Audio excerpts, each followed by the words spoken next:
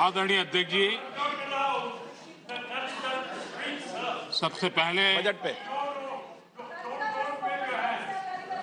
मैं राष्ट्रपति जी के अभिभाषण पर धन्यवाद करता हूं और ये मेरा सौभाग्य रहा है कि मुझे पहले भी कई बार राष्ट्रपति जी के अभिभाषण पर धन्यवाद करने का अवसर मिला है।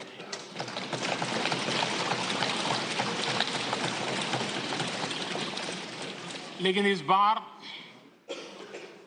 मैं धन्यवाद के साथ साथ राष्ट्रपति महोदया जी का अभिनंदन भी करना चाहता हूं।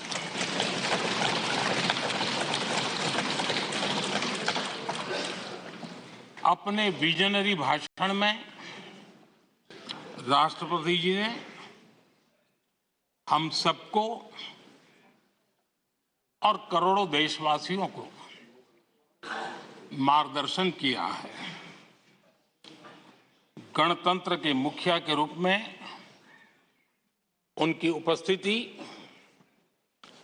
ऐतिहासिक भी है और देश की कोटि कोटि बहन बेटियों के लिए बहुत बड़ा प्रेरणा का अवसर भी।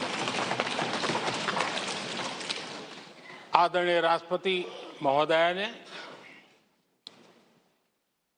आदिवासी समाज का गौरव तो बढ़ाया ही है, लेकिन आज आजादी के इतने सालों के बाद आदिवासी समाज में जो गौरव की अनुभूति हो रही है, उनका जो आत्मविश्वास बढ़ा है,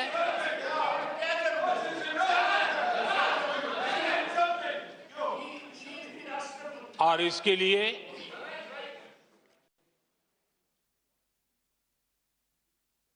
ये सदन भी और देश भी उनका आभारी हूं। राष्ट्रपति जी के भाषण में संकल्प से सिद्धि तक की यात्रा का बहुत बढ़िया तरीके से एक खाका खींचा गया। एक प्रकार से देश को अकाउंट भी दिया गया, इंस्पिरेशन भी दिया गया।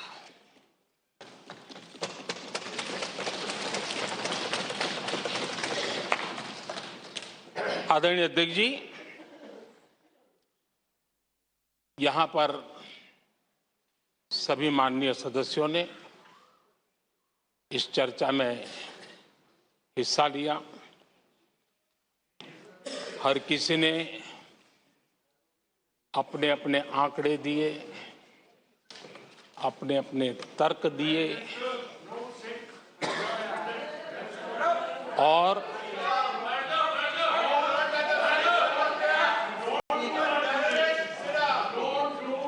अपनी रुचि, प्रवृत्ति, प्रकृति के अनुसार सबने अपनी बातें रखी और जब इन बातों को गौर से सुनते हैं, उसे समझने का जब प्रयास करते हैं, तो ये भी ध्यान में आता है कि किसकी कितनी क्षमता है, किसकी कितनी योग्यता है, किसकी कितनी समझ है और किसका क्या इरादा है। ये सारी बातें प्रकट होती ही हैं और देश भली भांति तरीके से उसका मूल्यांकन भी करता है। मैं चर्चा में शामिल सभी माननीय सदस्यों का हृदय से आभार व्यक्त करता हूं, लेकिन मैं देख रहा था कल कुछ लोगों के भाषण के बाद पूरा इकोसिस्टम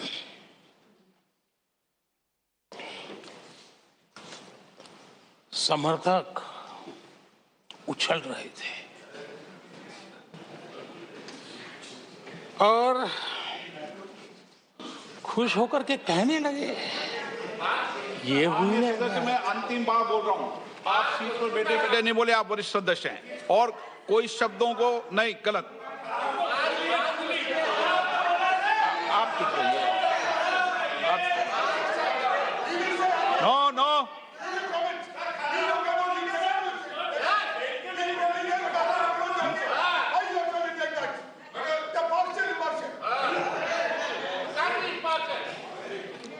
पूरा इकोसिस्टम उछल रहा था और कुछ लोग तो खुश होकर के कह रहे थे, ये हुई ना बात। बड़ा शायद नींद भी अच्छी आई होगी, शायद आज उठ भी नहीं पाए होंगे।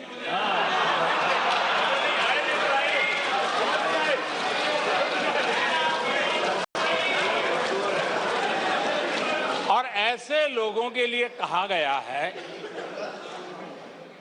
बहुत अच्छे ढंग से कहा गया है,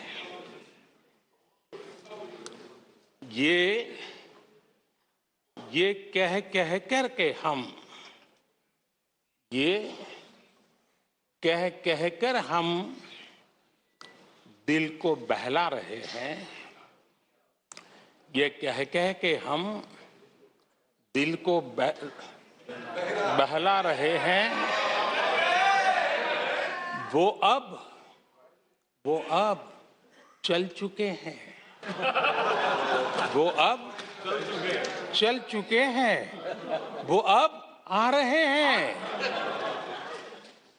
माननीय अध्यक्ष जी, जब राष्ट्रपति जी का भाषण हो रहा था, कुछ लोग कन्नी भी काट गए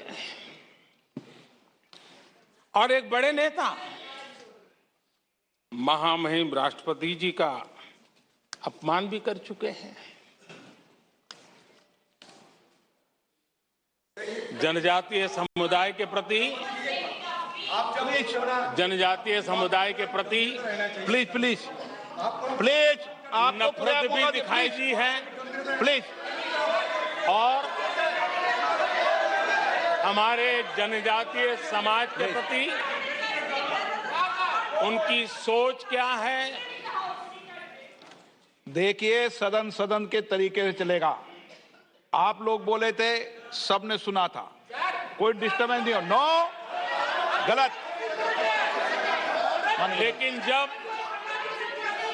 इस प्रकार की बातें टीवी के सामने कही गई, तो भीतर पड़ा हुआ जो नफरत का भाव था, जो सच, वो बाहर आके ही रह गया।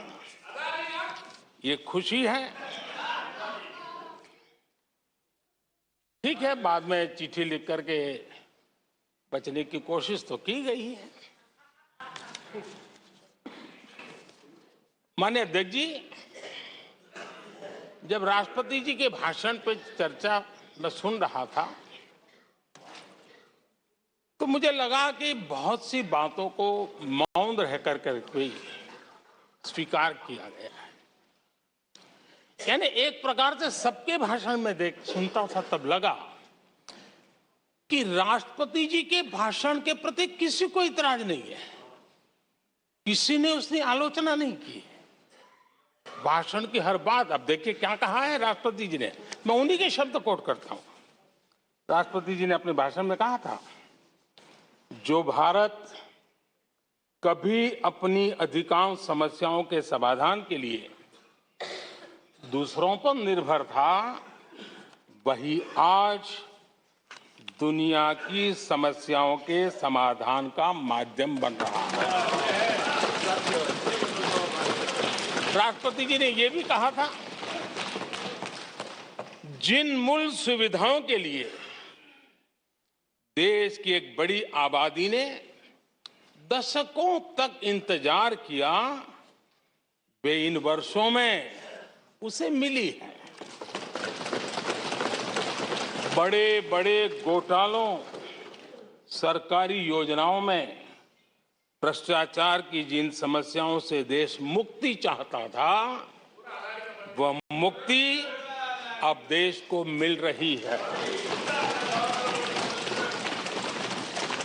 पॉलिसी पैरालिसिस की चर्चा से बाहर आकर आज देश और देश की पहचान तेज विकास और दूरगामी दृष्टि से लिए गए फैसलों के लिए हो रही है। ये पैराग्राफ जो मैं पढ़ रहा हूं, वो राष्ट्रपति जी के भाषण के पैराग्राफ को मैं कोट कर रहा हूं। और मुझे आशंका थी कि ऐसी बातों पर यहां जरूर इतराज करने वाले तो कुछ लोग निकलेंगे, वो विरोध करेंगे कि ऐसा कैसे बोल सकते हैं राष्ट्रपति। लेकिन मुझे खुशी है किसी ने विरोध नहीं किया, सबने स्वीकार किया, सबने स्वीकार किया।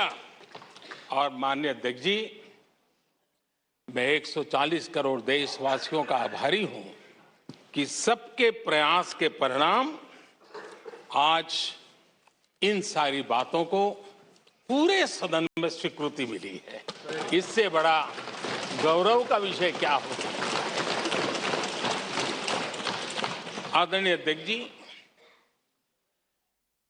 सदन में हंसी मजाक, टीका टिप्पणी, नोक-झोंक, ये तो होता रहता है,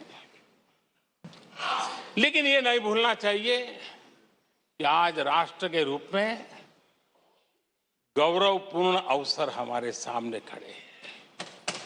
गौरव के क्षण हम जी रहे हैं।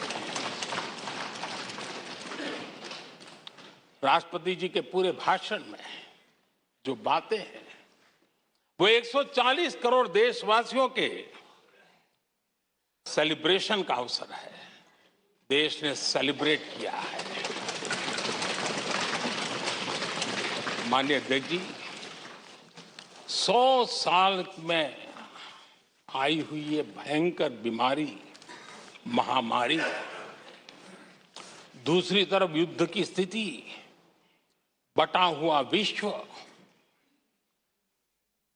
इस स्थिति में भी, इस संकट के माहौल में भी देश को जिस प्रकार से संभाला गया है, देश जिस प्रकार से संभला है, इससे पूरा देश आत्मविश्वास से भर रहा है, गौरव से भर रहा है। आदरणीय अध्यक्ष जी, चुनौतियों के बिना जीवन नहीं होता है। चुनौतियां तो आती हैं, लेकिन चुनौतियों से ज्यादा सामर्थ्यवान है 140 करोड़ देशवासियों का जज्बा। 140 करोड़ देशवासियों का सामर्थ्य चुनौतियों से भी ज्यादा मजबूत है, बड़ा है और सामर्थ्य से भरा हुआ है। इतनी बड़ी भयंकर महामारी, बटा हुआ विश्व, युद्ध के कारण हो रहे विनाश, अनेकों देशों में अस्थिरता का माहौल है। कई देशों में भीषण महंगाई है, बेरोजगारी, खाने पीने का संकट, और हमारे अड़ोस पड़ोस में भी जिस प्रकार से हालत बने हुई है, ऐसी स्थिति में माननीय अध्यक्ष जी, कौन हिंदुस्तानी इस बात पे गर्व नहीं करेगा कि ऐसे समय में भी देश दुनिया की 5वीं बड़ी अर्थव्यवस्था बना है।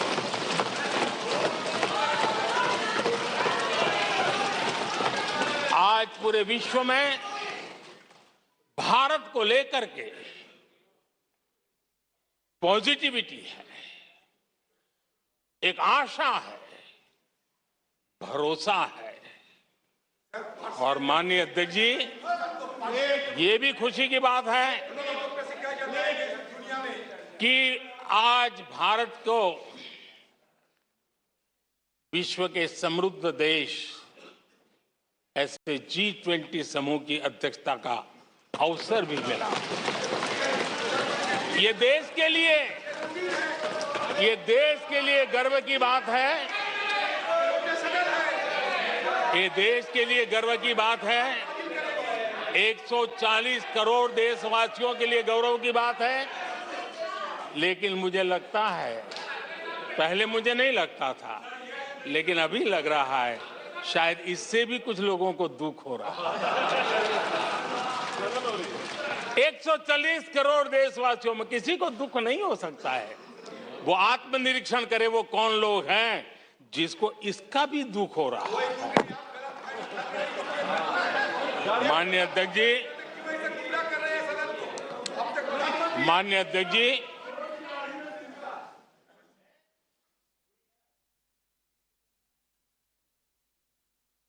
आज दुनिया की हर विश्वसनीय संस्था,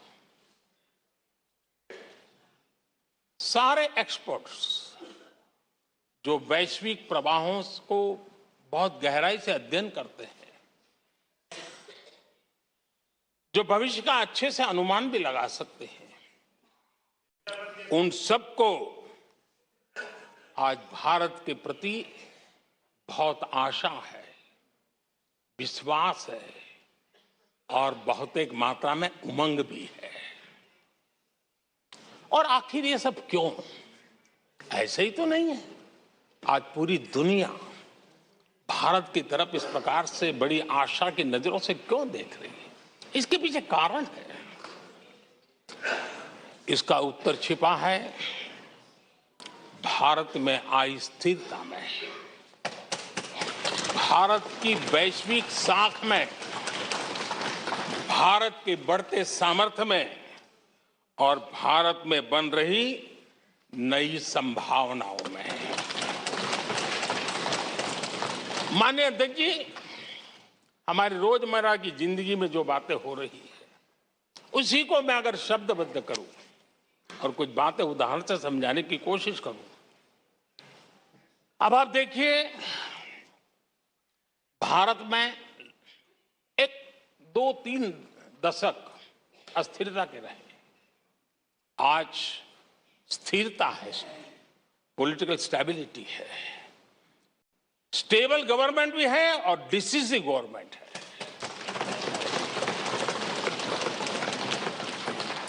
और उसका भरोसा स्वाभाविक होता है।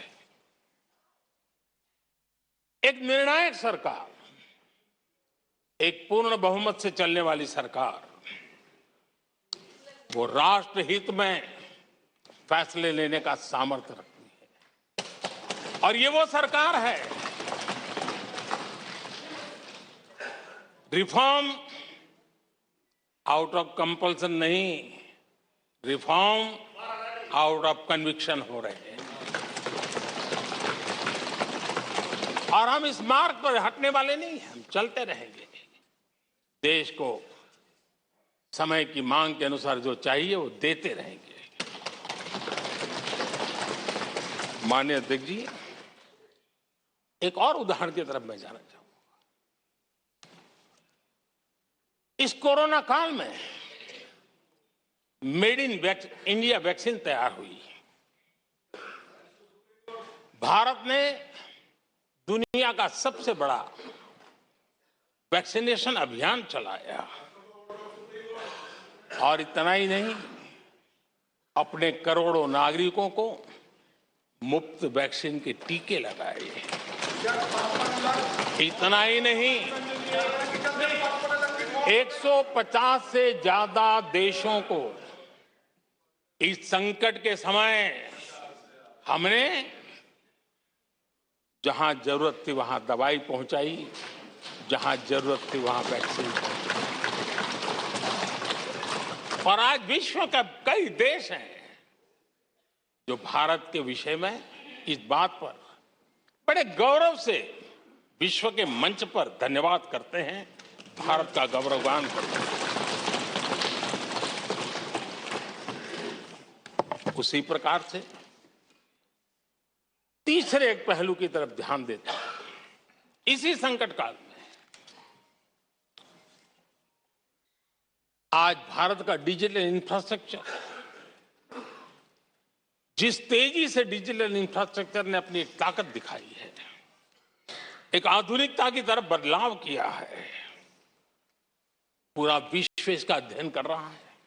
मैं पिछले दिनों G20 समिट में बाली में था। डिजिटल इंडिया की चारों तरफ वाहवाही हो रही थी और बहुत क्यूरियोसिटी थी कि देश कैसे कर रहा है।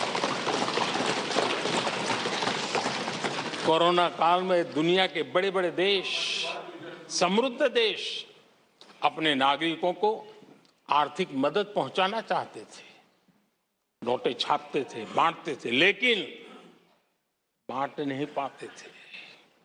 ये देश हैं जो एक फ्रिक्शन ऑफ सेकंड में लाखों करोड़ों रुपए देशवासियों के खाते में जमा करवा देता है। हजारों करोड़ रुपए ट्रांसफर हो जाते हैं।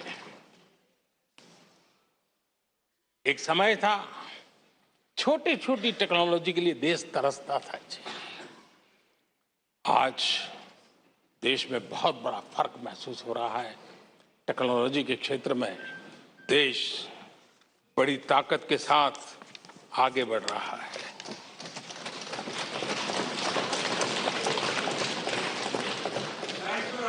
कोविन, दुनिया के लोग अपने वैक्सीनेशन का सर्टिफिकेट भी दे नहीं पाते जी।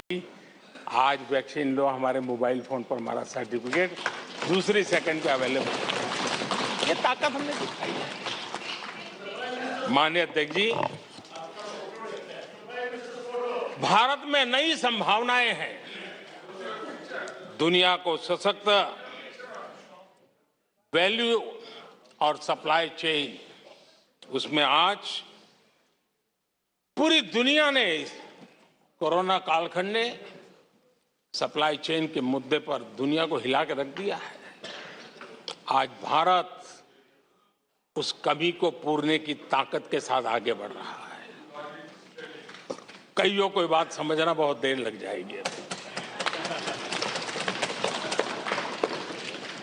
भारत आज इसी दिशा में एक मैन्युफैक्चरिंग हब के रूप में उभर रहा है और दुनिया भारत की समृद्धि में अपनी समृद्धि देख रही है।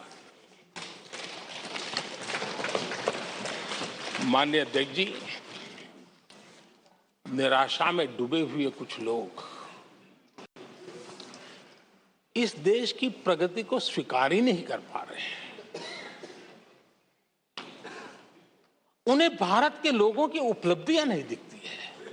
अरे 140 करोड़ देशवासियों के पुरुषार्थ और प्रयास का परिणाम है, जिसके कारण आज दुनिया में डंका बजना शुरू हुआ है। उन्हें भारत के लोगों के पुरुषार्थ और परिश्रम से प्राप्त उपलब्धियां उनको नजर नहीं आ रही हैं। माननीय अध्यक्ष जी, पिछले 9 वर्ष में भारत में 90,000 स्टार्टअप्स, और आज स्टार्टअप की दुनिया में हम दुनिया में तीसरे नंबर पर पहुंच गए। एक बहुत बड़ा स्टार्टअप इकोसिस्टम आज देश के टायर 2, टायर 3 सिटीज में भी पहुंच चुका है। हिंदुस्तान के हर कोने में पहुंचा है। भारत के युवा सामर्थ्य की पहचान बनता जा रहा है। माननीय अध्यक्ष जी, इतने कम समय में और कोरोना के विकट कालखंड में 108 यूनिकॉर्न बने हैं। और एक यूनिकॉर्न का मतलब होता है उसकी वैल्यू 6-7 हजार करोड़ से ज्यादा होती है। ये देश के नौजवानों ने करके दिखाया। माननीय अध्यक्ष जी, आज भारत दुनिया में मोबाइल मैन्युफैक्चरिंग में दुनिया में दूसरा बड़ा देश बन गया है। घरेलू विमान यात्री, डोमेस्टिक एयर ट्रैफिक में आज विश्व में हम तीसरे नंबर पर पहुंच चुके हैं।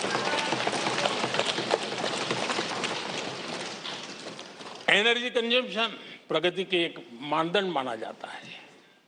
आज भारत एनर्जी कंजम्पशन में दुनिया में एक कंज्यूमर के रूप में तीसरे नंबर पर हम पहुंच चुके हैं।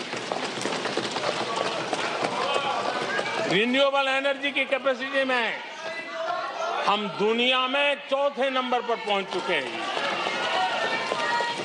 स्पोर्ट्स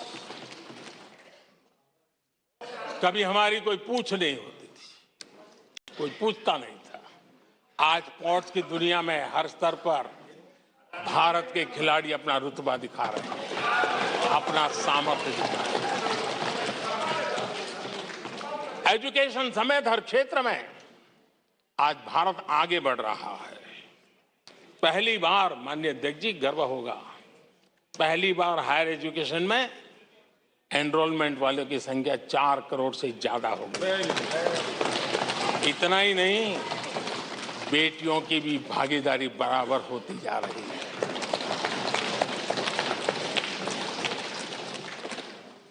देश में इंजीनियरिंग हो, मेडिकल कॉलेज हो, प्रोफेशनल कॉलेजेस हो, उसकी संख्या बहुत तेजी से बढ़ रही है।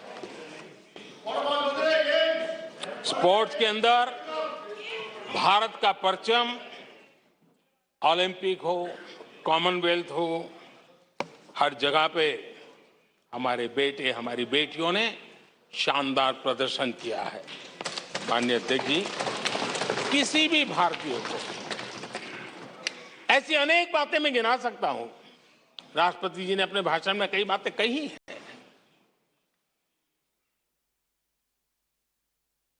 देश में हर स्तर पर, हर क्षेत्र में, हर सोच में आशा ही आशा नजर आ रही है।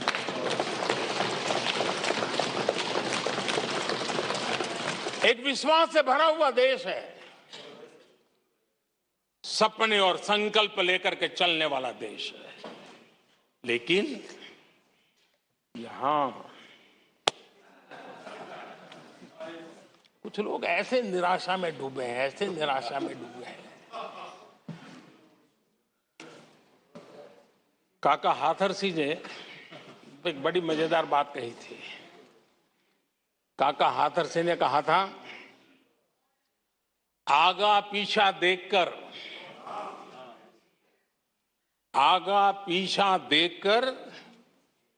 क्यों होते गमगीन, जैसी जिसकी भावना वैसा दिखे सीन।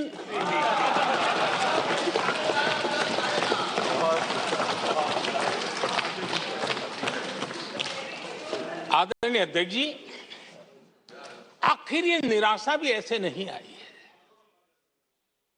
इसके पीछे कारण है। एक तो जनता का हुक्म, बार बार हुक्म, लेकिन साथ साथ इस निराशा के पीछे जो अंतर मन में पड़ी हुई चीज है, जो चैन से सोने नहीं देती है, और क्या है? पिछले 10 साल में 2014 के पहले 2004 से 14 भारत की अर्थव्यवस्था खस्ता हाल हो गई।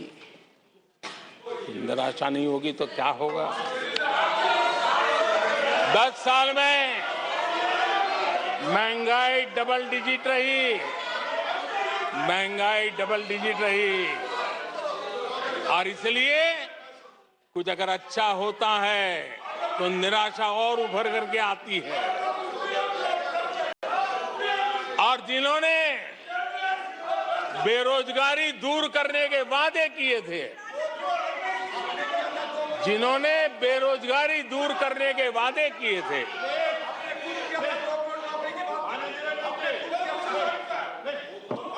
माननीय अध्यक्ष जी, एक बार जंगल में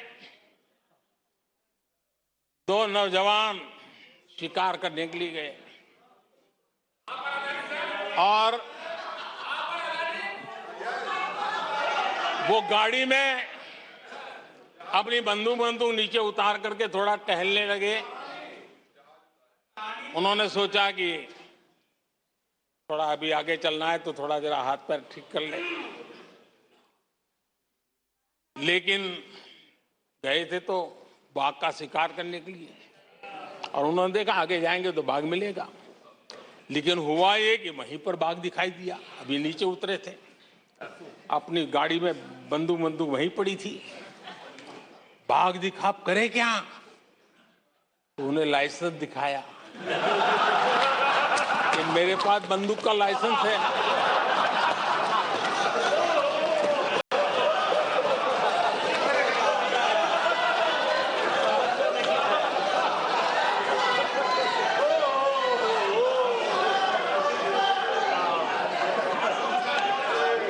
इन्होंने भी बेरोजगारी दूर करने के नाम पर एक कानून दिखाया, वो कानून बना दिया है।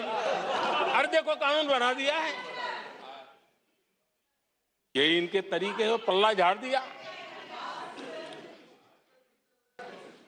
4 से 14 आजादी के इतिहास में सबसे घोटालों का दशक रहा, सबसे घोटाला।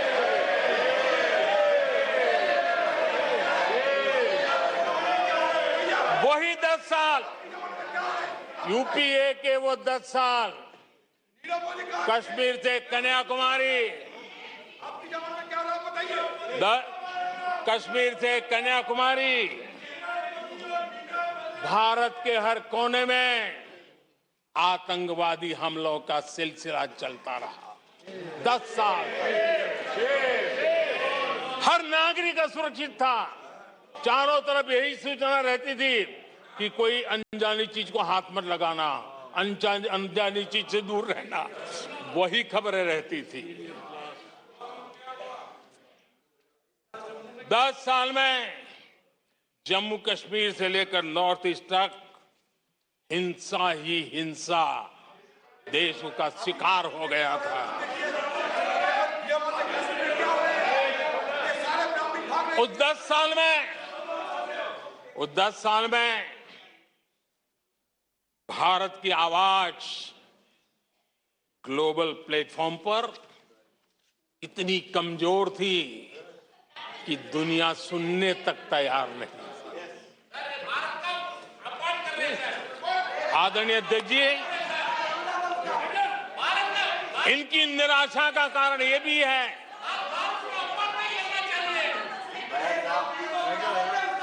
आज जब देश की क्षमता का परिचय हो रहा है, 140 करोड़ देशवासियों का सामर्थ्य खिल रहा है, खुल करके सामने आ रहा है। लेकिन देश का सामर्थ्य तो पहले भी था, लेकिन 4 से लेकर 14 तक इन्होंने वो अवसर गंवा दिया। और यूपीए की पहचान बन गई, हर मौके को मुसीबत में पलट दिया, हर मौके को मुसीबत में पलट दिया। जब टेक्नोलॉजी इंफॉर्मेशन का युग बड़ी तेजी से बढ़ रहा था, उछल रहा था, उसी समय ये 2G में फंसे रहे। मौका मुसीबत में। सिविल न्यूक्लियर डील हुआ। जब सिविल न्यूक्लियर डील की चर्चा थी, तब ये कैश फॉर वॉट में फंसे रहे। ये खेल चले। आदरणीय अध्यक्ष जी, 2010 में कॉमनवेल्थ गेम्स हुए। भारत को दुनिया के सामने, भारत की युवा सामर्थ्य को प्रस्तुत करना एक बहुत बड़ा अवसर था, लेकिन फिर मौका मुसीबत में, और CWG घोटाले में पूरा देश दुनिया में बदनाम हो गया। आदरणीय अध्यक्ष जी, आदरणीय अध्यक्ष जी, सदी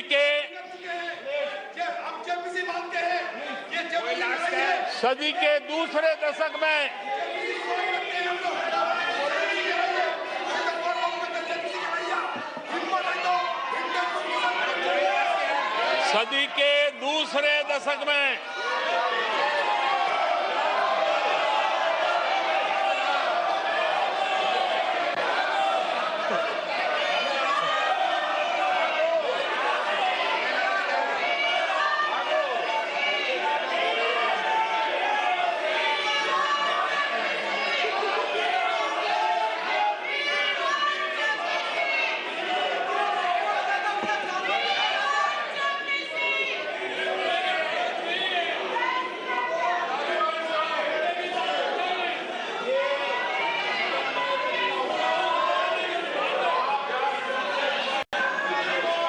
उचित नहीं है, ये संसदीय परंपराओं के अनुरूप नहीं है। आप बिना तथ्यों के बोलते हैं और फिर सुनते नहीं हैं। प्लीज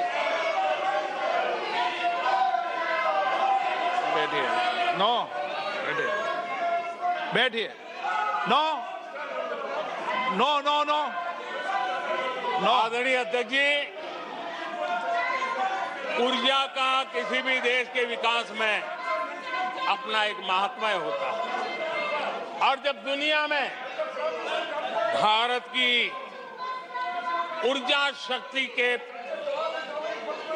उभार की दिशा में चर्चा की जरूरत थी, इस सदी के दूसरे दशक में हिंदुस्तान की चर्चा ब्लैकआउट के नाते हुई।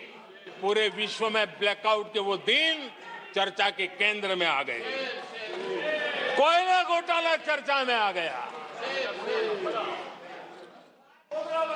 आदरणीय अध्यक्ष जी, देश पर इतने आतंकी हमले हुए, 2008 के हमलों को कोई भूल नहीं सकता है, लेकिन आतंकवाद पर सीना तान कर आंख में आंख मिला करके हमले करने का सामर्थ्य नहीं था।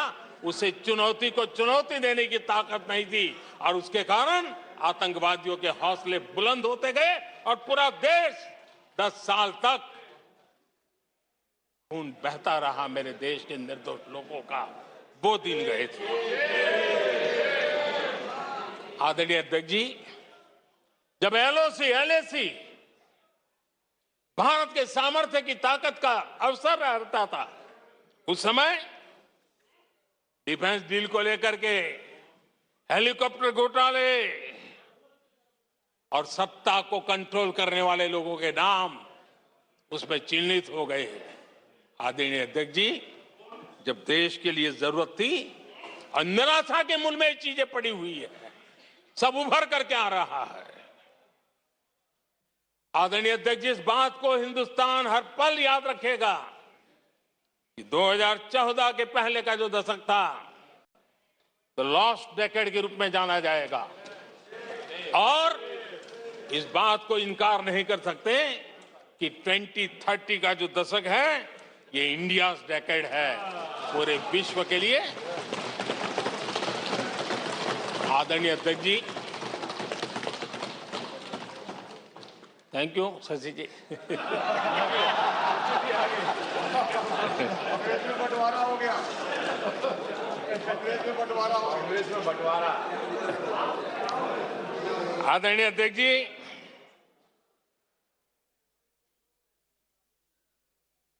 लोकतंत्र में आलोचना का बहुत महत्व मैं मानता हूं और मैं हमेशा मानता हूं कि भारत जो कि मदर ऑफ डेमोक्रेसी है, सदियों से हमारे यहां लोकतंत्र हमारी रगों में पनपा हुआ है और इसलिए मैं हमेशा मानता हूं कि आलोचना एक प्रकार से लोकतंत्र की मजबूती के लिए, लोकतंत्र के संवर्धन के लिए, लोकतंत्र के स्पिरिट के लिए आलोचना एक शुद्धि यज्ञ है। उस रूप में हम आलोचना को देखने वाले हैं। लेकिन दुर्भाग्य से बहुत दिनों से मैं इंतजार कर रहा हूं, कोई तो मेहनत करके आएगा, कोई तो एनालिसिस करके कोई आलोचना करेगा ताकि देश को कुछ लाभ हो।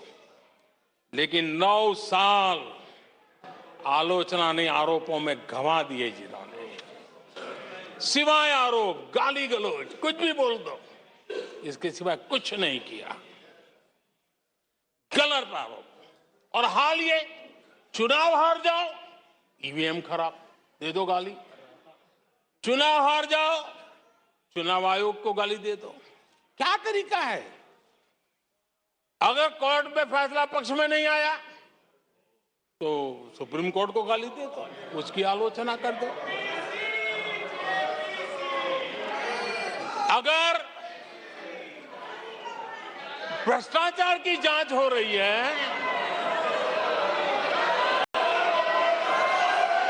अगर भ्रष्टाचार की जांच हो रही है,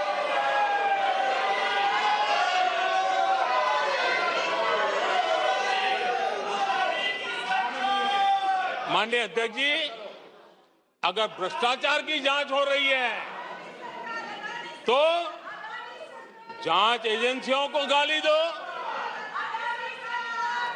अगर सेना पराक्रम करे, सेना अपना शौर्य दिखाए और वो नैरेटिव देश के जन जन के अंदर एक नया विश्वास पैदा करे, तो सेना की आलोचना करो, सेना को गाली दो, सेना पर आरोप करो।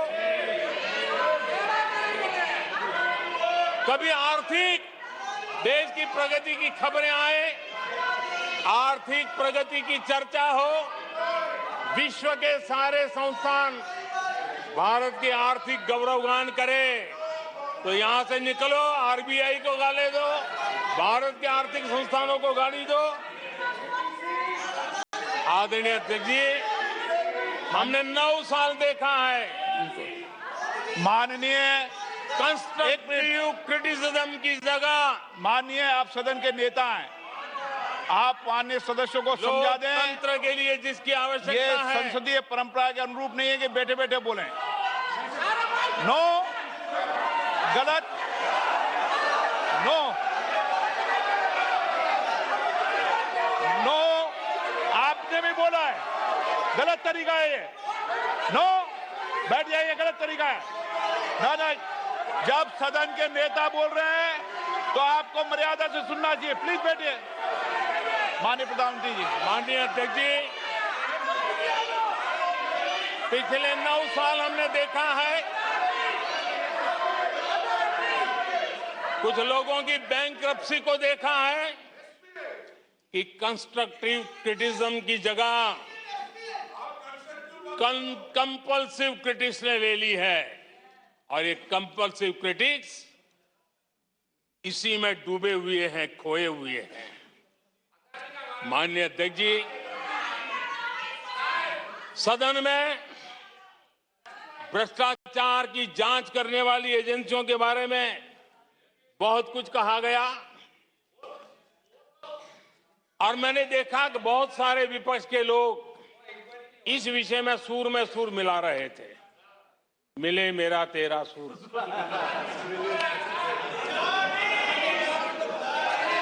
आदरणीय अध्यक्ष जी, मुझे लगता था देश की जनता, देश के चुनाव के नतीजे ऐसे लोगों को जरूर एक मंच पर लाएंगे, लेकिन वो तो हुआ नहीं। लेकिन इन लोगों ने ईडी का धन्यवाद करना चाहिए कि ईडी के कारण ये लोग एक मंच पे आए हैं। ईडी ने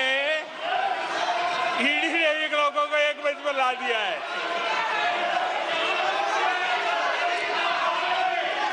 और इसलिए जो काम देश के मतदाता नहीं कर पाए,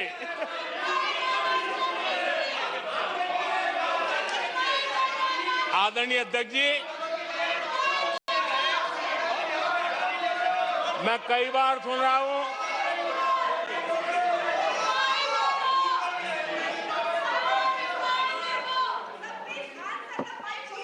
माननीय अध्यक्ष जी, मैं कई बार सुन रहा हूं यहां कुछ लोगों को हार्वर्ड स्टडी का बड़ा क्रेज है। हार्वर्ड स्टडी है, बड़ा क्रेज है। कोरोना काल में ऐसा ही कहा गया था और कांग्रेस ने कहा था कि भारत की बर्बादी पर हार्वर्ड में केस स्टडी होगी, ऐसा कहा था।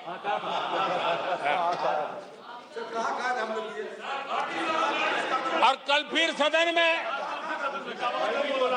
हार्वर्ड यूनिवर्सिटी में स्टडी की बात कल फिर हुई। लेकिन माननीय अध्यक्ष जी, बीते वर्षों में माननीय अध्यक्ष जी, बीते वर्षों में हार्वर्ड में एक बहुत बढ़िया स्टडी हुई है, बहुत इंपॉर्टेंट स्टडी हुई है। और उस स्टडी है, उसका टॉपिक क्या था मैं जरूर सदन को बताना चाहूंगा। और ये स्टडी हो चुकी है।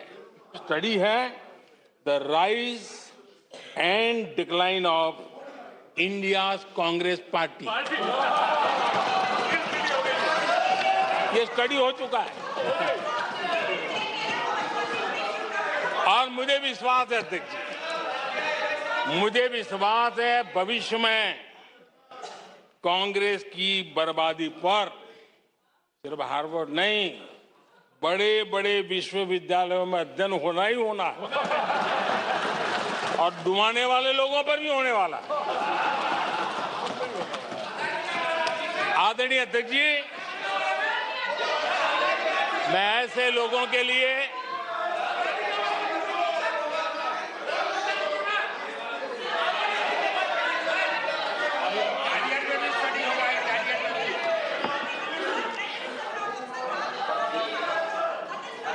आदरणीय अध्यक्ष जी,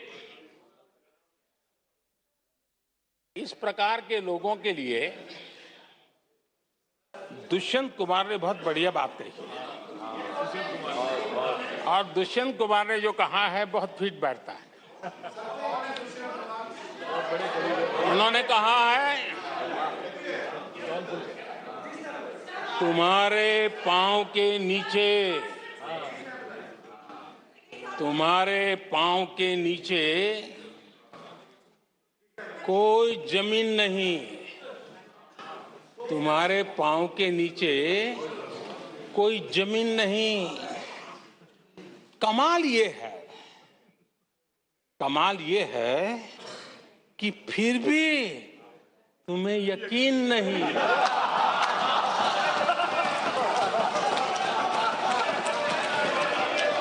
माननीय अध्यक्ष जी,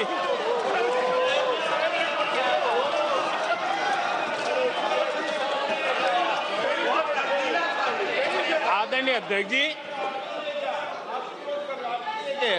सुनो फिर। आदरणीय अध्यक्ष जी, ये लोग बिना सर पैर की बातें करने के आदी होने के कारण उनको ये भी याद नहीं रहता है वो खुद का कितना कॉन्ट्राडिक्शन कहते हैं। कभी एक बात, कभी दूसरी बात, कभी एक तरफ, कभी दूसरी तरफ। हो सकता है वो आत्मचिंतन करके खुद के अंदर जो विरोधाभास है उसको भी तो ठीक करेंगे। अब 2014 से ये लगातार कोस रहे हैं, हर मौके पर कोस रहे हैं, भारत कमजोर हो रहा है, भारत की कोई सुनने को तैयार नहीं है, भारत की दुनिया में कोई वजूद नहीं रहा, न जाने क्या क्या कहा। और अब क्या कह रहे हैं? अब कह रहे हैं कि भारत इतना मजबूत हो गया है कि दूसरे देशों को दबकाकर फैसले करवा रहा है।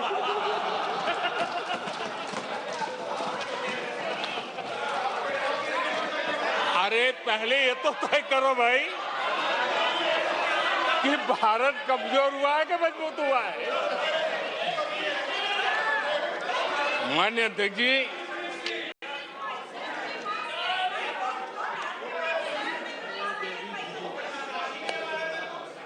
माननीय अध्यक्ष जी, कोई भी जीवंत संगठन होता है,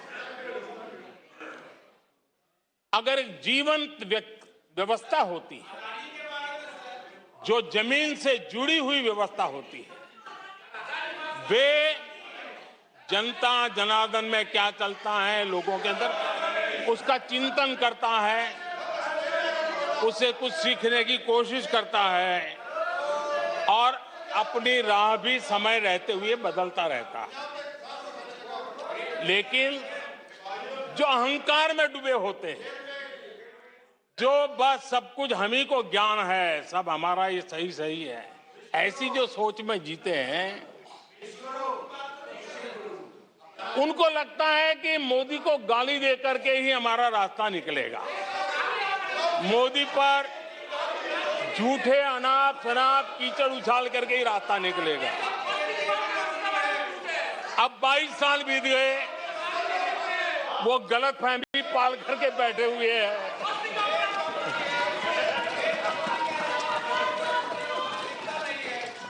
आदरणीय अध्यक्ष जी, मोदी पे भरोसा अखबार की सुर्खियों से पैदा नहीं हुआ है। मोदी पे ये भरोसा टीवी पर चमकते चेहरों से नहीं हुआ है।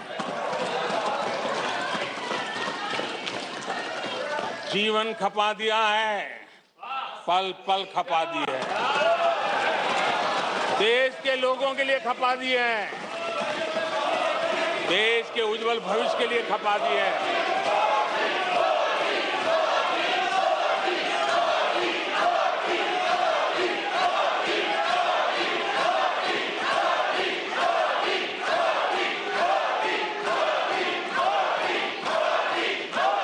आदरणीय अध्यक्ष जी, आदरणीय अध्यक्ष जी,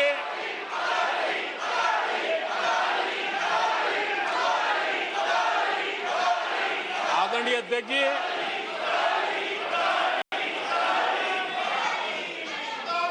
जो देशवासियों का मोदी पर भरोसा है, ये इनकी समझ के दायरे से बाहर है और समझ के दायरे से भी काफी ऊपर है।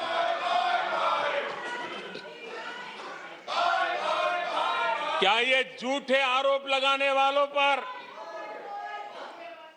मुफ्त राशन प्राप्त करने वाले मेरे देश के 80 करोड़ देशवासी क्या कभी उन पर भरोसा करेंगे क्या?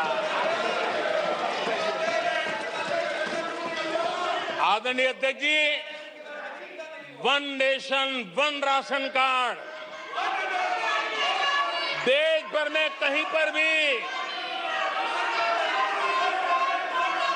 गरीब से गरीब को भी जब राशन मिल जाता है,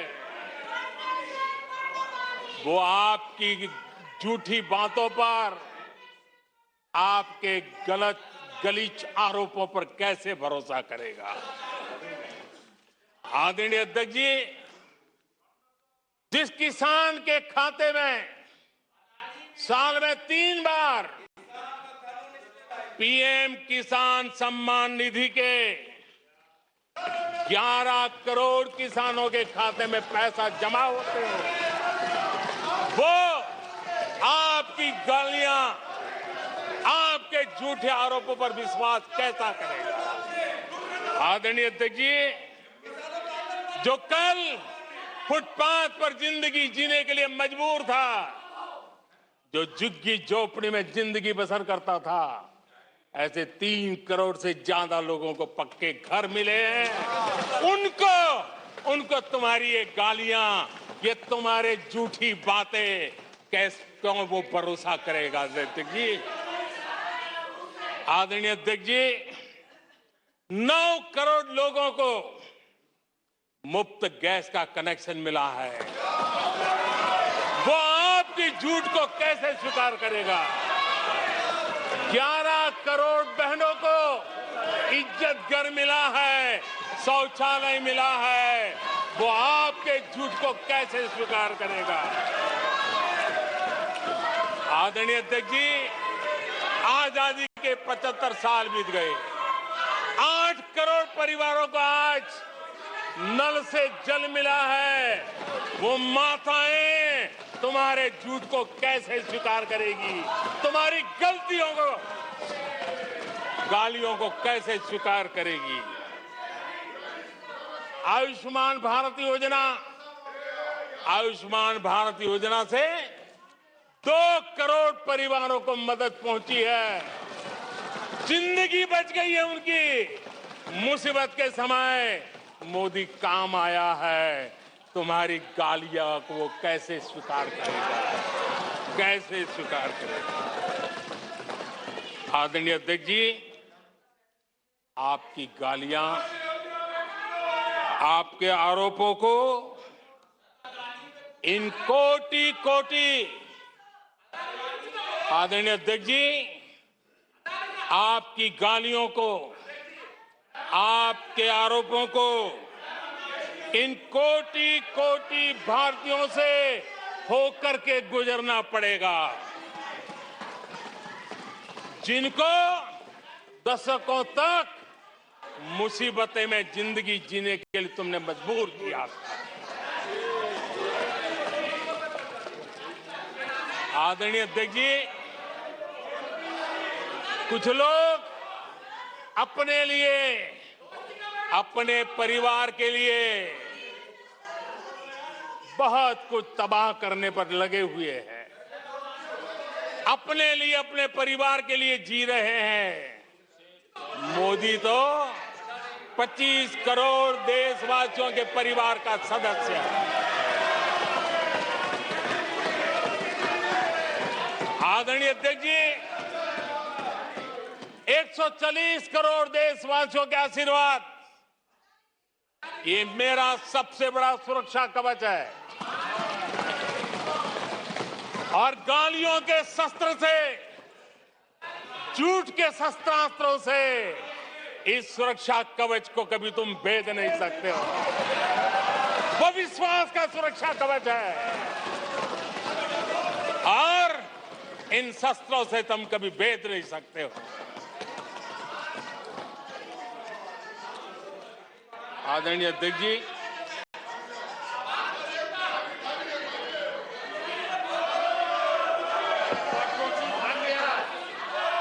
माननीय सदस्य प्लीज, नहीं, ये तरीका उचित नहीं है आपका।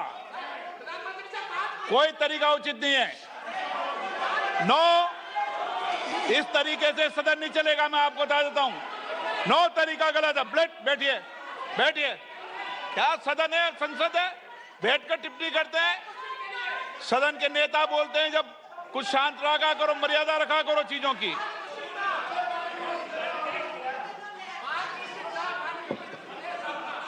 आदरणीय अध्यक्ष जी, हमारी सरकार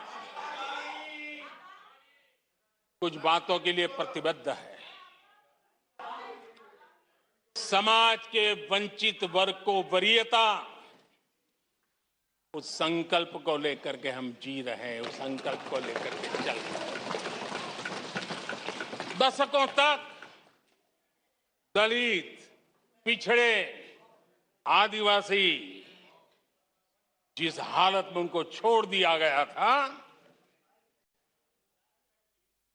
वो सुधार नहीं आया जो संविधान निर्माताओं ने सोचा था, जो संविधान निर्माताओं ने निर्दिष्ट किया था।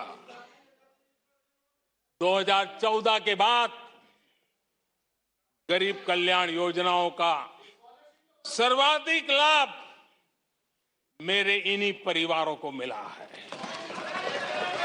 दलित, पिछड़ों, आदिवासी की बस्तियों में पहली बार, मानिए थे कि पहली बार बिजली पहुंची है। मीलों तक पानी के लिए जाना पड़ता था, पहली बार नल से जल पहुंच रहा है, इन परिवारों में पहुंच रहा है। माननीय अध्यक्ष जी, अनेक परिवार, कोटि कोटि परिवार पहली बार पक्के घर में आज जा पाए हैं, वहां रह पाए हैं। आदरणीय अध्यक्ष जी, जो बस्तियां आपने छोड़ दी थी, आपके लिए चुनाव के समय ही जिसकी याद आती थी, आज सड़क हो, बिजली हो, पानी हो, इतना ही नहीं 4G कनेक्टिविटी भी वहां पहुंच रही है। आदरणीय अध्यक्ष जी, पूरा देश गौरव कर रहा है। आज एक आदिवासी राष्ट्रपति के रूप में जब देखते हैं, पूरा देश गौरवगान कर रहा है। आज देश में आदि जाति समूह के नर नारी जिन्होंने मातृभूमि के लिए जीवन तर्पण कर दिए, आजादी के जंग का नेतृत्व किया, उनका पुण्य स्मरण आज हो रहा है और हमारे आदिवासियों का गौरव दिवस मनाया जा रहा है। और हमें गर्व है कि ऐसी महान हमारे आदिवासी परंपरा के प्रतिनिधि के रूप में एक महिला देश का नेतृत्व कर रही है, राष्ट्रपति के रूप में काम कर रही है। हमने उनका हक दिया है। आदरणीय जी,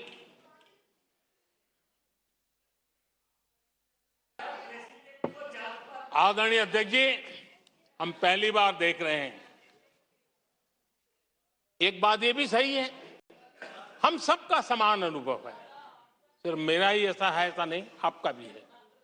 हम सब जानते हैं कि जब मां सशक्त होती है तो पूरा परिवार सशक्त होता है। जब मां सशक्त होती है तो परिवार सशक्त होता है, परिवार सशक्त होता है तो समाज सशक्त होता है और तभी जाकर के देश सशक्त होता है। और मुझे संतोष है कि माताएं, बहनों, बेटियों को सबसे ज्यादा सेवा करने का सौभाग्य हमारी सरकार को मिला है। हर छोटी मुसीबत को दूर करने का प्रामाणिक पूर्वक प्रयास किया है। बड़ी संवेदनशीलता के साथ उस पर हमने ध्यान केंद्रित किया है। आदरणीय अध्यक्ष जी, कभी कभी मजाक उड़ाया जा रहा है, ऐसा कैसा प्रधानमंत्री है, लाल किले पर से टॉयलेट की बातें करता है, बड़ी मजाक उड़ाई गई। आदरणीय अध्यक्ष जी, ये टॉयलेट, ये इज्जतगार, इन मेरी माताओं बहनों की क्षमता, उनकी सुविधा, उनका सुरक्षा का सम्मान करने वाली बात। इतना ही नहीं मानिए अध्यक्ष जी, जब मैं सैनिटरी पैड की बात करता हूं तो लोगों को लगता है अरे प्रधानमंत्री ऐसे विजय में क्यों जाते हैं। माननीय अध्यक्ष जी, सैनिटरी पैड्स के अभाव में गरीब बहन बेटियों के अपमान सहती थी, बीमारियों का शिकार हो जाती थी। माताओं बहनों को धुएं में दिन के कई घंटे बिताने पड़ते थे, उनका जीवन धुएं फंसा रहता था, उसे मुक्ति दिलाने का काम उन गरीब माताओं बहनों को करने का सौभाग्य हमें मिला है। जिंदगी खप जाती थी, आधा समय पानी के लिए, आधा समय केरोसिन की लाइन के अंदर खपे रहते थे। आज उसे मुक्ति देने का संतोष, उन माताओं बहनों को मुक्ति देने का संतोष।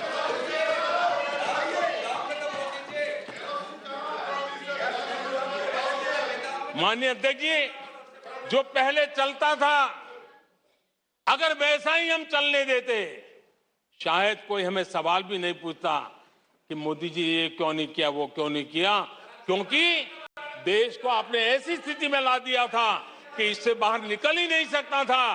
वैसी निराशा में देश को झोंक कर रखा हुआ था। हमने उज्ज्वला योजना से धुएं से मुक्ति दिलाई, जल जीवन से पानी दिया, बहनों के सशक्तिकरण के लिए काम किया। 9 करोड़ बहनों को सेल्फ हेल्प ग्रुप, स्वयं सहायता समूह से जोड़ना, माइनिंग से लेकर के डिफेंस तक, आज माताओं बहनों को, बेटियों को अवसर खोल दिए हैं। ये खोलने का काम हमारी सरकार ने किया है। आदरणीय अध्यक्ष जी, इस बात को हम याद करें, वोट बैंक की राजनीति ने देश के सामर्थ्य को कभी कभी बहुत बड़ा गहरा धक्का पहुंचाया है। और उसी का परिणाम है कि देश में जो होना चाहिए, जो समय पे होना चाहिए था, उसमें काफी देर हो गई। आप देखिए, मध्यम वर्ग लंबे समय तक मध्यम वर्ग को पूरी तरह नकार दिया गया, उसकी तरफ देखा तक नहीं गया। एक प्रकार से वो मान के चला कि हमारा कोई नहीं, अपने ही बलबूते पर जो हो सकता है करते चलो। वो अपनी पूरी शक्ति बेचारा खपा देता था। लेकिन हमारी सरकार, एनडीए सरकार ने मध्यम वर्ग की ईमानदारी को पहचाना है, उन्हें सुरक्षा प्रदान की है, और आज हमारा परिश्रमी मध्यम वर्ग देश को नई ऊंचाई पर ले जा रहा है। सरकार के विभिन्न योजनाओं से मध्यम वर्ग को कितना लाभ हुआ है, माननीय अध्यक्ष जी, मैं उदाहरण देता हूं। 2014 से पहले जीबी डेटा, क्योंकि आज युग बदल चुका है, ऑनलाइन दुनिया चल रही है, हर एक के हाथ में मोबाइल पड़ा हुआ है, कुछ लोगों के जेब फटे हुए हो तो भी मोबाइल तो होता ही है। आदरणीय अध्यक्ष जी, 2014 के पहले जीबी डेटा की कीमत 250 रुपया थी। आज सिर्फ 10 रुपया, आज सिर्फ 10 रुपया। आदरणीय अध्यक्ष जी, एवरेज हमारे देश में एक नागरिक एवरेज 20 जीबी का उपयोग करता है। अगर उस हिसाब को मैं लगाऊं तो एवरेज एक व्यक्ति का 5,000 रुपया बचता है। आदरणीय अध्यक्ष जी, 5,000 रुपया बचता है। आदरणीय अध्यक्ष जी, जन औषधि स्टोर आज पूरे देश में आकर्षण का कारण बने हैं, क्योंकि मध्यम वर्ग का परिवार, उसको अगर परिवार में सीनियर सिटीजन है, डायबिटीज जैसी बीमारी है, तो 1,000, 2,000, 2,500, 3,000 की दवाई हर महीना लेनी पड़ती है। जन औषधि केंद्र में जो दवाई बाजार में 100 रुपए में मिलती है, जन औषधि में 10 रुपए, 20 रुपए में मिलती है। आज 20,000 करोड़ रुपया मध्यम वर्ग का जन औषधि के कारण बचा है। माननीय अध्यक्ष जी,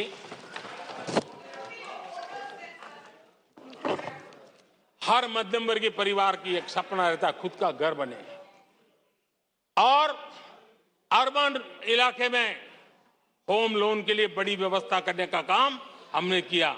और रेरा का कानून बनाने के कारण जो कभी इस प्रकार के तत्व मध्यम वर्ग की मेहनत की कमाई को सालों तक डुबो कर रख देते थे, उसमें से मुक्ति दिला करके उसको एक नया विश्वास देने का काम हमने किया, और उसके कारण खुद का घर बनाने की उसकी सहूलियत बढ़ गई है। आदरणीय अध्यक्ष जी, हर मध्यम वर्गीय परिवार को अपने बच्चों के भविष्य के लिए, उसके उच्च शिक्षा के लिए उसके मन में एक रहता है, मंसूबा रहता है। वो चाहता है आज जितनी मात्रा में मेडिकल कॉलेजेस हो, इंजीनियरिंग कॉलेज हो, प्रोफेशनल कॉलेजों की संख्या बढ़ाई गई है, सीटें बढ़ाई गई हैं, उसने मध्यम वर्ग के एस्पिरेशन को बहुत उत्तम तरीके से एड्रेस किया है। उसको विश्वास होने लगा है कि उनके बच्चों का उज्जवल भविष्य निर्धारित है। आदरणीय अध्यक्ष जी, देश को आगे बढ़ाना है तो भारत को आधुनिकता की तरफ गए बिना कोई चारा नहीं, और समय की मांग है कि अब समय नहीं गवा सकते, और इसलिए हमने इंफ्रास्ट्रक्चर की तरफ बहुत बड़ा ध्यान दिया है।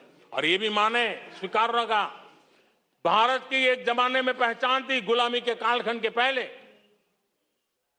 गुलामी के कालखंड के पहले ये देश आर्किटेक्चर के लिए, इंफ्रास्ट्रक्चर के लिए दुनिया में उसकी एक ताकत थी, पहचान थी। गुलामी के कालखंड में सारा नष्ट हो गया। देश आजाद होने के बाद वो दिन दोबारा में आएगा ऐसी आशा थी, लेकिन वो भी समय बीत गया। जो होना चाहिए था, जिस गति से होना चाहिए, जिस स्केल से होना चाहिए था, वो हम नहीं कर पाए। आज उसमें बहुत बड़ा बदलाव इस दशक में देखा जा रहा है। सड़क हो, समुद्री मार्ग हो, व्यापार हो, वाटरवेज हो, हर क्षेत्र में आज इंफ्रास्ट्रक्चर का कायाकल्प देख रहा है। हाईवे पर हाईवे पर रिकॉर्ड निवेश हो रहा है माननीय अध्यक्ष जी। दुनिया भर में आज चौड़ी सड़कों की बात होती थी, भारत में चौड़ी सड़कें, हाईवे, एक्सप्रेसवे आज देश की नई पीढ़ी देख रही है। भारत में वैश्विक स्तर के अच्छे हाईवे, एक्सप्रेस दिखे, इस दिशा में हमारा काम है। पहले रेलवे इंफ्रास्ट्रक्चर अंग्रेजों ने जो देकर के गए उसी पर भी हम बैठे रहे, उसी को हमने अच्छा मान लिया, गाड़ी चलती थी। आदरणीय अध्यक्ष जी, वो समय था, आदरणीय अध्यक्ष जी, वो समय था जिस प्रकार से अंग्रेजों छोड़ करके गए थे उसी भाव में जीते रहे। और रेलवे की पहचान क्या बन गई थी? रेलवे यानी धक्का मुक्की, रेलवे यानी एक्सीडेंट, रेलवे यानी लेट लतीफ। यही यानी एक स्थिति थी, लेट लतीफ में एक कहावत बनी गई थी, रेलवे यानी लेट लतीफी। एक समय था हर महीने एक्सीडेंट होने वाली घटनाएं बार बार आती थी। एक समय था एक्सीडेंट एक किस्मत बन गई थी। लेकिन अब ट्रेनों के अंदर वंदे भारत की मांग, हर एमपी चिट्ठी लिखता है, मेरे यहां वंदे भारत चालू करो। आज रेलवे स्टेशनों का कायाकल्प हो रहा है, आज एयरपोर्ट का कायाकल्प हो रहा है। 70 साल में 70 एयरपोर्ट, 70 साल में 70 एयरपोर्ट, 9 साल में 70 एयरपोर्ट। देश में वाटरवेज भी बन रहा है। आज वाटरवेज पर ट्रांसपोर्टेशन हो रहा है। आदरणीय अध्यक्ष जी, देश आधुनिकता की तरफ बढ़े, इसके लिए आधुनिक इंफ्रास्ट्रक्चर को बल देते हुए आदरणीय अध्यक्ष जी, मेरे जीवन में, सार्वजनिक जीवन में 4-5 दशक मुझे हो गए और मैं हिंदुस्तान के गांवों से गुजरा हुआ इंसान हूं। 4-5 दशक तक उसमें से एक लंबा कालखंड परिव्राजक के रूप में बिताया है। हर स्तर के परिवारों से बैठने उठने का, बात करने का अवसर मिला है और इसलिए भारत के हर भूभाग को, समाज की हर भावना से परिचित हूं। और मैं इसके आधार पर कह सकता हूं और बड़े विश्वास से कह सकता हूं कि भारत का सामान्य मानवी पॉजिटिविटी से भरा हुआ है। सकारात्मकता उसके स्वभाव का, उसके संस्कार का हिस्सा है। भारतीय समाज नेगेटिविटी को सहन कर लेता है, स्वीकार नहीं करता। ये उसकी प्रकृति नहीं। भारतीय समुदाय का स्वभाव खुशमिजाज है, स्वप्नशील समाज है, सत्कर्म के रास्ते पर चलने वाला समाज है, सृजन कार्य से जुड़ा हुआ समाज है।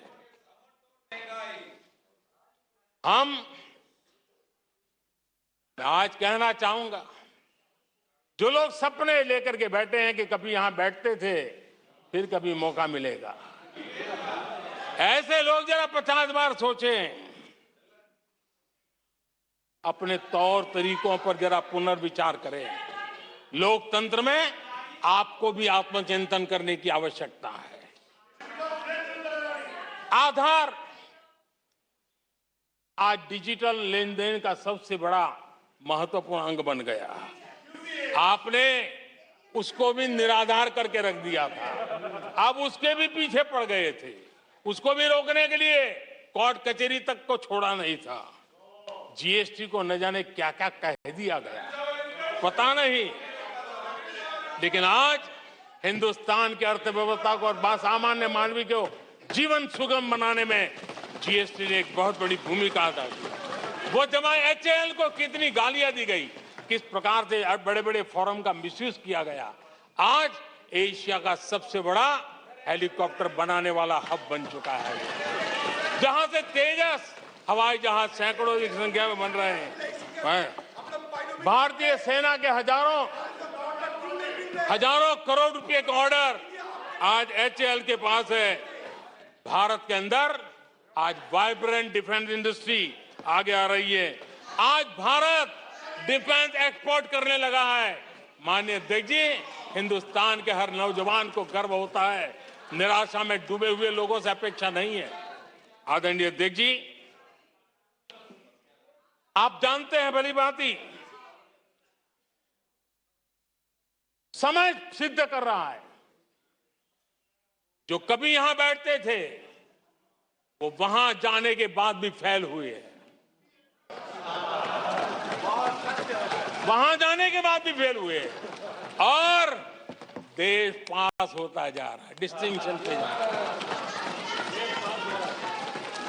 और इसलिए समय की मांग है कि आज निराशा में डूबे हुए लोग थोड़ा स्वस्थ मन रख के आत्मचिंतन करें।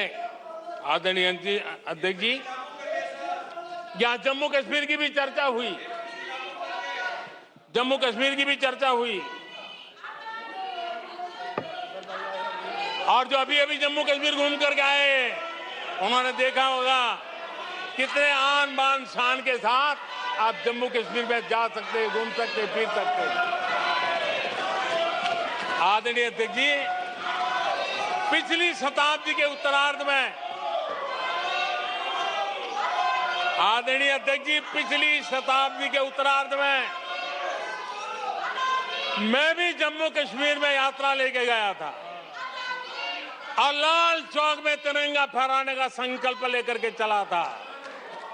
और तब आतंकवादियों ने पोस्टर लगाए थे, आतंकवादियों ने पोस्टर लगाए थे उस समय और कहा था, देखते हैं किसने अपनी मां का दूध पिया है जो लाल चौक में आके तिरंगा फहराता है। पोस्टर लगे थे और उस दिन 24 जनवरी थी। मैंने जम्मू के अंदर बड़ी सभा में कहा था, अध्यक्ष जी मैं पिछली शताब्दी की बात कर रहा हूं, और तब मैंने कहा था आतंकवादी कान खोल करके सुन ले। उस दिन मैंने कहा था आतंकवादी कान खोल करके सुन ले। 26 जनवरी को ठीक 11 बजे मैं लाल चौक पहुंचूंगा, बिना सिक्योरिटी आऊंगा, बुलेट प्रूफ जैकेट के बिना आऊंगा और फैसला लाल चौक में होगा किसने अपनी मां का दूध पिया।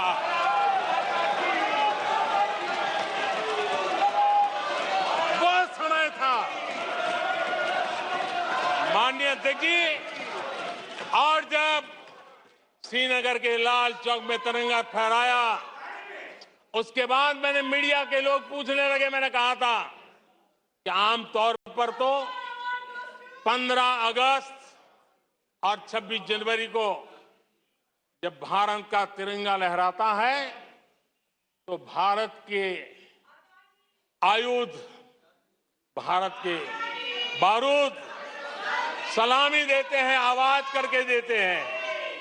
मैंने कहा आज जब मैं लाल चौक के अंदर तिरंगा फहराऊं, दुश्मन देश का बारूद भी सलामी कर रहा है, गोलियां चला रहा था, बंदूकें बम फोड़ रहा था।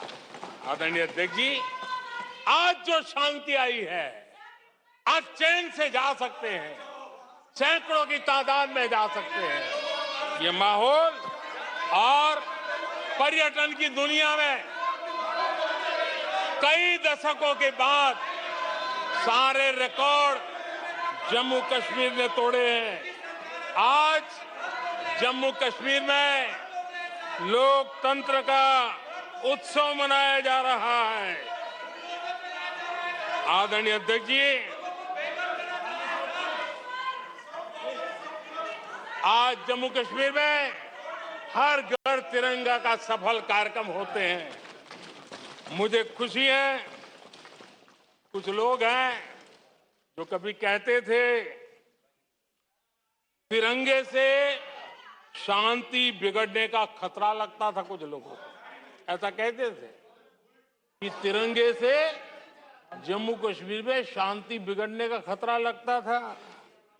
वक्त देखिए, वक्त का मजा देखिए, अब वो भी तिरंगा यात्रा में शरीक हो रहे हैं।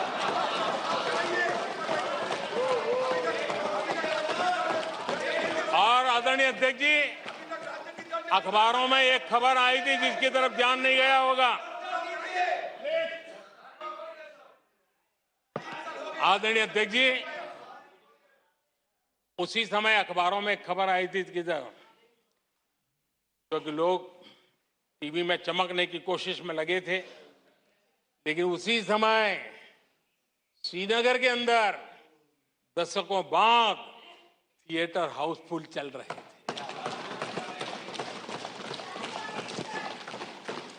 और अलगाववादी दूर दूर तक नजर नहीं आते थे। अब ये भी देश ने देखा। आदरणीय अध्यक्ष जी, अभी हमारे साथी आखिरी हमारे माननीय सदस्य नॉर्थ ईस्ट के लिए कह रहे थे। मैं कहूंगा जरा एक बार नॉर्थ ईस्ट हो आइए।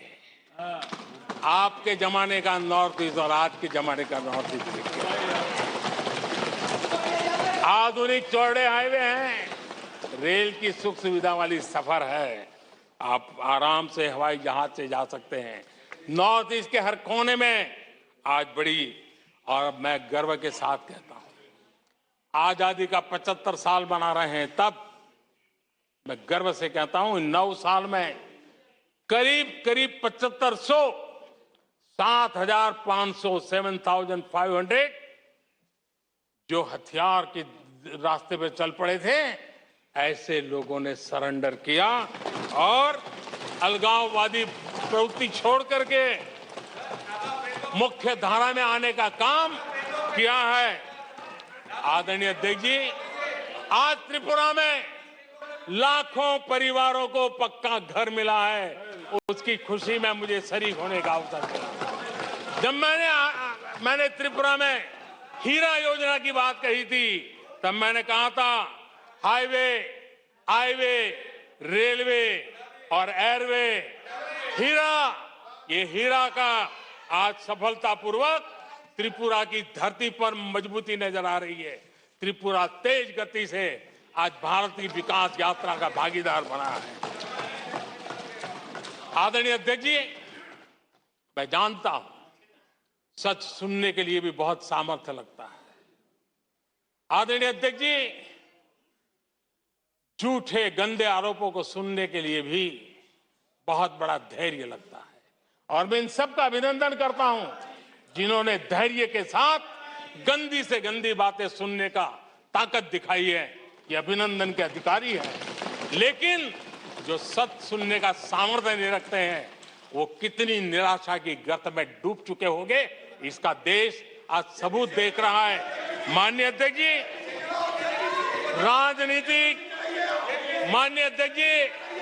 राजनीतिक मतभेद हो सकते हैं, विचारधाराओं में मतभेद हो सकते हैं, लेकिन ये देश अजरा अमर है।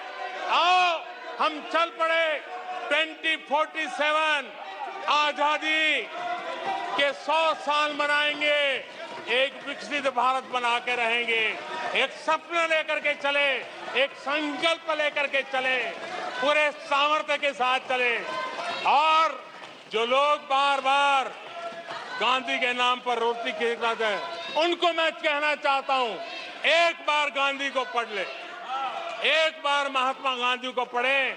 महात्मा गांधी ने कहा था, अगर आप अपने कर्तव्यों को पालन करोगे तो दूसरे के अधिकारों की रक्षा उसमें निहित है।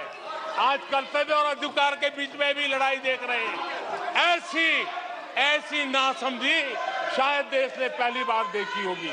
और इसलिए माननीय अध्यक्ष जी, मैं फिर एक बार आदरणीय राष्ट्रपति जी को अभिनंदन करता हूं, राष्ट्रपति जी का धन्यवाद करता हूं, और देश आज यहां से एक नए उमंग, नए विश्वास, नए संकल्प के साथ चल पड़ा है। बहुत बहुत धन्यवाद। धन्यवाद प्रस्ताव पर